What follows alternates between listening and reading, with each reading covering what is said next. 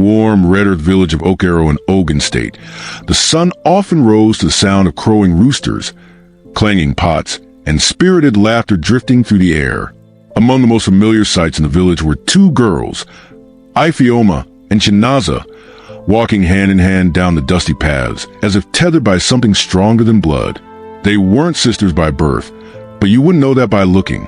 From age 5, they had done nearly everything together, fetching water from the stream, pounding yam with their mothers, reading by kerosene lanterns during power outages, and attending the same schools all the way to university. Ifeoma, the more reserved of the two, was the heart.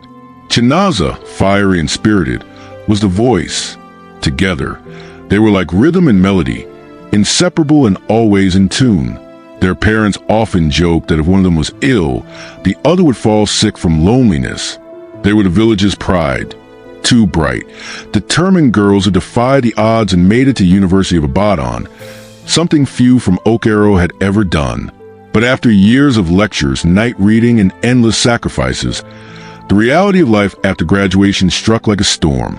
Lagos, with all its glitter and promises, offered nothing but rejection slips and empty interviews. The girls returned to Okero in search of solace, but all they found was silence. Chinaza was restless, always pacing. Ifeoma, she would sigh, this can't be the end. We didn't hustle this hard, come back to this village empty-handed. Ifeoma would smile gently, her faith steady. God's time is different from our time. We just need to hold on. But unknown to her, Chinaza's patience was already wearing dangerously thin. Welcome to Moonlit Stories, where moonlight meets myth. Love timeless tales? Then hit like, subscribe, and join the circle. Every story begins with you. It had been nearly 8 months since Chinaza disappeared. Each morning, Ifeoma swept the compound with long, thoughtful strokes. Her heart carried questions that had no answers. Where could Chinaza have gone? Had something terrible happened? Was she safe? No one in the village knew anything, and most had already moved on. But Ifeoma couldn't. Not when every corner of their small home whispered memories of laughter and shared dreams. Then, on a humid Thursday afternoon, just as Ifeoma was collecting the laundry from the line, a shadow appeared at the compound's gate. Her breath caught in her throat. It was Chinaza, but she was not the same girl who had vanished. Her hair was unkempt, her eyes hollow and sunken. Her once glowing skin was now several shades darker, dulled by hardship. She looked like someone who had battled storms without shelter.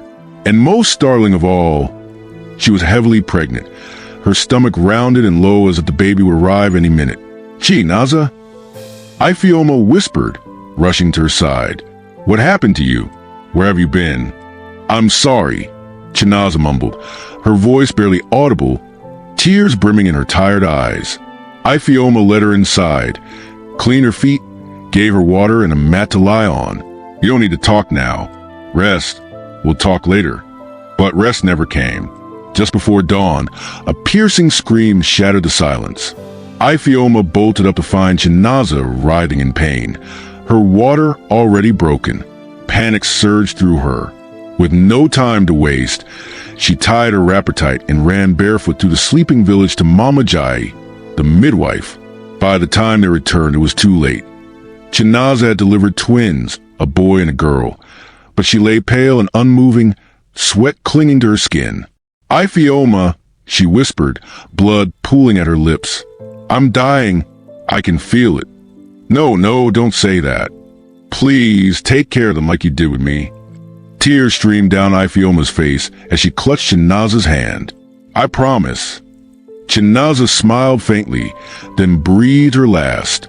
The sun had barely risen over Okero when word spread that Chinaza had died during childbirth.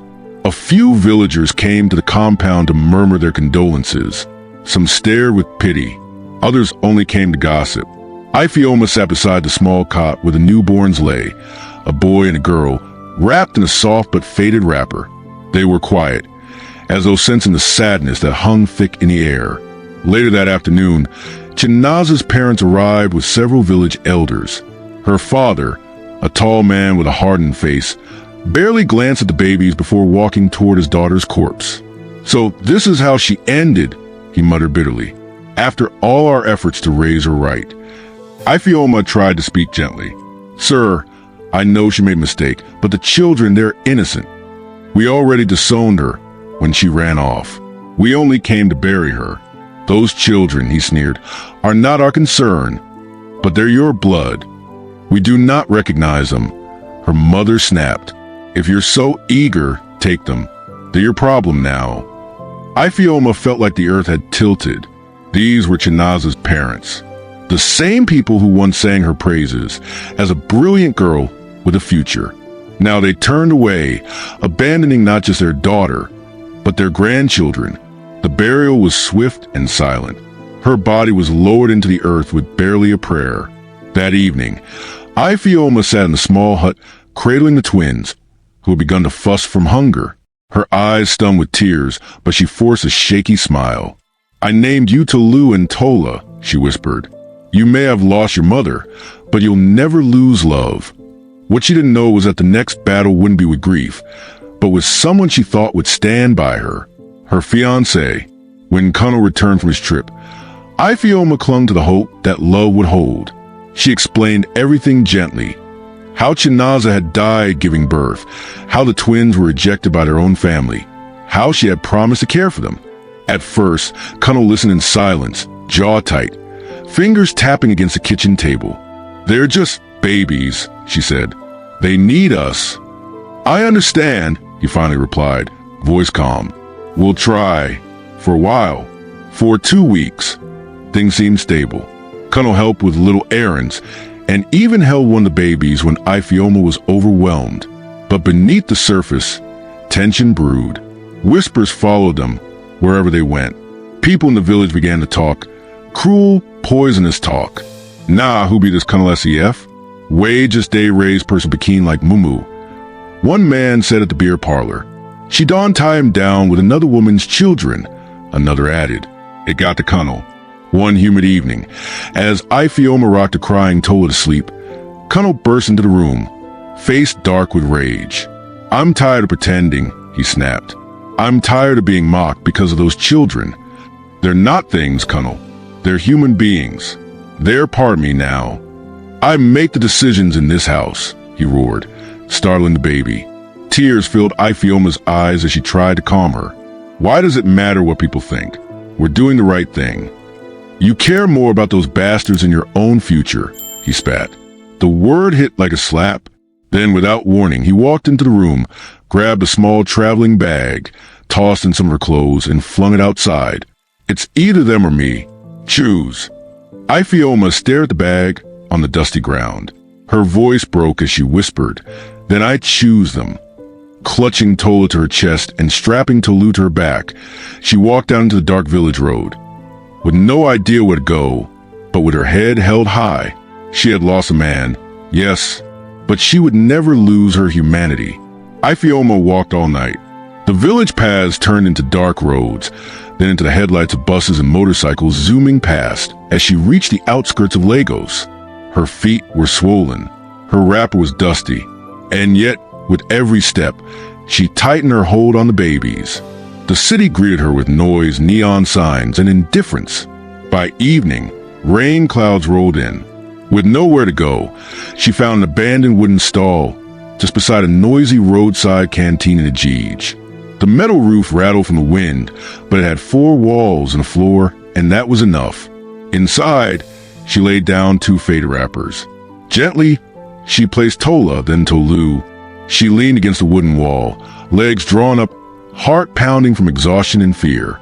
Thunder growled in the distance, but the babies slept, peaceful, unaware of the storm inside her. It felt like just yesterday she and Chinaza sat under the mango tree talking about their dreams. Law school travel, love, success.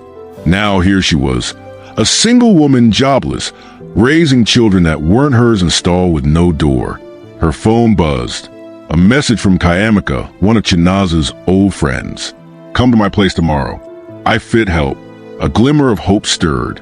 The next morning, hunger woke them all. The babies whimpered, and Ifeoma whispered reassurances. She used her last coins to buy a bowl of hot pap from a roadside vendor, feeding them slowly as passers-by stared. Later that afternoon, she arrived at Kayamika's house, a sprawling duplex in Acacia with tinted windows and polished tiles. Kayamika welcomed her with a curious smile, eyeing the babies. Two of them. You know what, Ifeoma? This might actually be a blessing in disguise. Ifeoma tilted her head. What do you mean? Kayamika crossed her legs and leaned closer. I know someone who buys children. The moment Kayamika said it, Ifeoma froze. Buys children? She repeated, as if she'd misheard. Kayamika smiled casually, swirling her wine. Yes, now, you think rich families don't want babies? Twins? That's millions. Dollars, SEF. Ifeoma stood slowly, her arms instinctively pulling Tola and Tolu closer. I thought you said you could help. I am helping, Kayamika said. Look, you're homeless. Broke. This could change your life. Ifeoma's voice dropped. They are not for sale. Be reasonable, Baiko. You don't owe them anything. Their mother is gone, and you can't even feed yourself.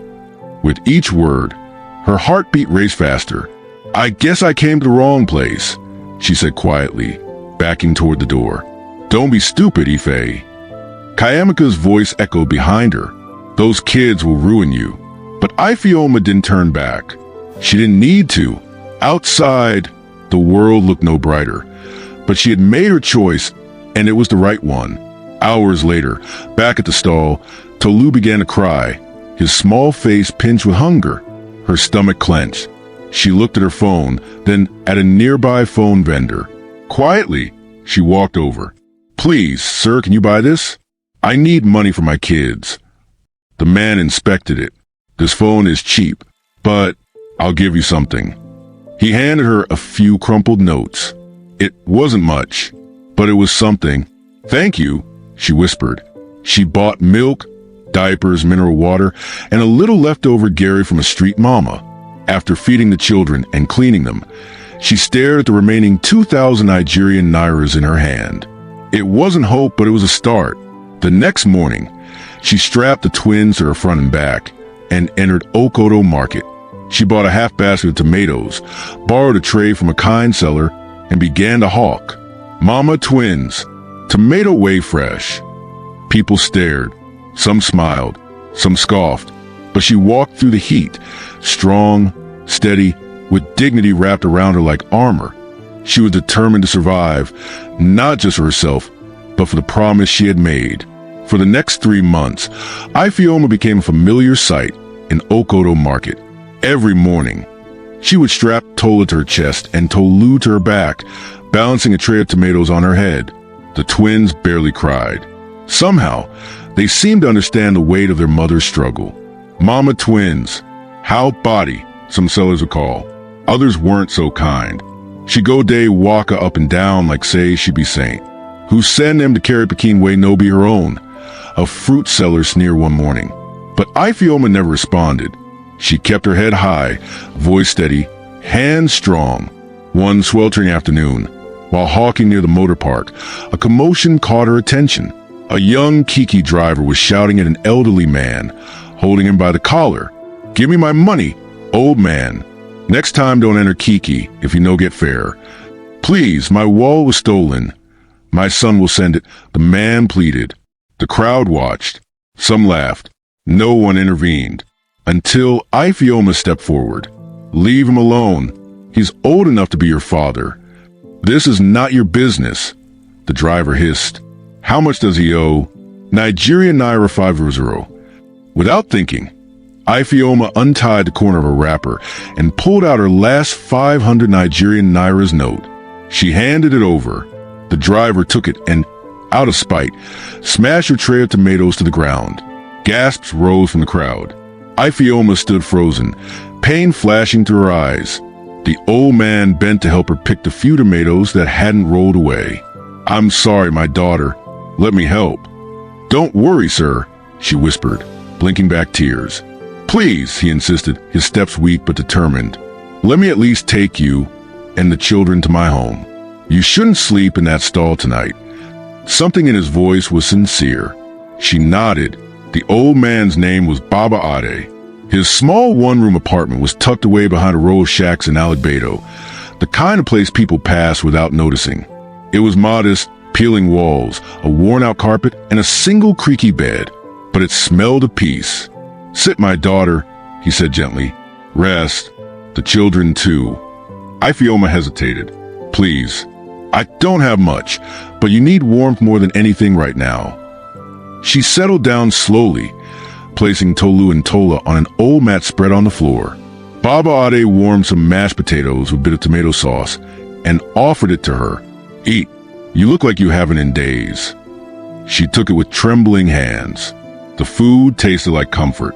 Rain had begun to fall outside, heavy, angry drops slamming the roof. She glanced at the window, worry furrowing her brow. "My shelter, it's flooding by now." "Then thank God you're here," Baba Ade said. That night, the twins slept deeply, curled beside Ifeoma. She, too, finally closed her eyes, wrapped in borrowed peace. By morning, the offer came. "You and these little ones can stay. I live alone, and the house is too quiet. You will bring life to it again." Ifeoma's voice shook. "But what of your son?" Baba Ade's smile faltered. "Let's just say, I've been alone a long time, and I've stopped expecting him to return." Tears filled her eyes. "Thank you, sir. Call me Baba," he said softly. Over the next few weeks, life began again. Baba Ade helped her restart a small puff-puff business at his old market stall. He played with the twins, and slowly laughter returned. They weren't related. They had nothing in common. But somehow, in that little home, they became a family. And with every passing day, Ifeoma knew kindness had taken root in the most unexpected soil. Years passed, and Tolu and Tola blossomed. They were no longer babies clinging to wrappers. They had become vibrant teens with gentle hearts and beautiful voices. The market knew them well. Every morning, while helping Ifeoma sell Puff Puff, they would sing harmonies that drew in customers and dropped coins into their basket. People began to say, God must have planted music in these children before they were born. One afternoon, as the sun cast a golden glow over Albedo, a sleek black SUV pulled up in front of Baba Ade's apartment. It was so out of place that neighbors gathered to watch. A tall, confident woman stepped out. "Good afternoon. Are you Ifeoma, mother of Tolu and Tola?" Ifeoma emerged from the kitchen, wiping her hands. "Yes. How may I help you?" "My name is Belinda. I'm a music talent manager based in the U.S. A few weeks ago, someone posted a video of your twins singing. It went viral. Over 5 million views. I see a future in them." She brought out her tablet and played the video. It was Tolu and Tola at the market, singing as they sold Puff Puff. Ifeoma's hands trembled as she watched. "I want to help them. Get them proper training. Let them shine on the world stage," Belinda said, handing over a business card. "Verify me. Pray about it. But please don't ignore this opportunity." That night, Ifeoma couldn't sleep. Baba Ade sat beside her in the darkened parlor. "You've raised them well. They are ready." "I'm scared, Baba. What if something happens? What if they forget me?" He smiled. "They won't. You planted love in them, and love remembers." The next day, the decision was made. Bags were packed. Blessings whispered. As the SUV drove away with Tolu and Tola, tears streamed down Ifeoma's face, not pain, but a pride and prayer. Her little ones were now stars, and the world would know it. 6 months passed. Not a single call. Not one text. At first, Ifeoma thought it was network issues. Then she blamed the time difference. Eventually, silence became routine, but it never stopped hurting. Her feet dragged each day through the market. Her Puff Puff sold, but her smile had disappeared. Baba Ade had taken ill, and even before she could raise enough for better treatment, he passed away. When she returned from the hospital, she found her world unraveling faster. Segan, Baba Ade's estranged son, came without warning. "This is my father's house. You need to leave, and the market stall too." "But this is our home," she pleaded. "There's a way out," he said, voice oily. "Give me what you gave the old man. Let me taste it too." Disgust and fear clouded her face. Your father was kind. Don't speak about him like that. That night, she was thrown out. With nowhere to go, she wandered until she found a small church. It became her shelter, the pew her bed, the altar her prayer ground, until one morning she collapsed. The church workers rushed her to the hospital. She had severe hypothermia and no known relatives. One kind-hearted girl named Joan posted her picture online, hoping someone would recognize her. And then a miracle. 3 sleek SUVs pulled into the street. Out stepped Tolu and Tola, now young celebrities. They raced to the hospital, hearts pounding. Mummy! Ifeoma was unconscious, weak and pale. But as soon as she heard their voices, her fingers twitched. When her eyes opened, she whispered, "My babies." The tears didn't stop. In the weeks that followed, they bought her a mansion in Lekki, 3 more across Nigeria, and set up a foundation in her name. "You kept your promise, Mum," Tola said. "You gave us life," Tolu added. "Now we'll give you the world." One day, a call came. Chinaza's mother. "I want to see my grandchildren." Ifeoma's voice was steady. "You abandoned them. You don't deserve them." Behind her, the twins stood tall. "You're our only mother." And in that moment, Ifeoma smiled. She had no blood ties, but she had everything that mattered.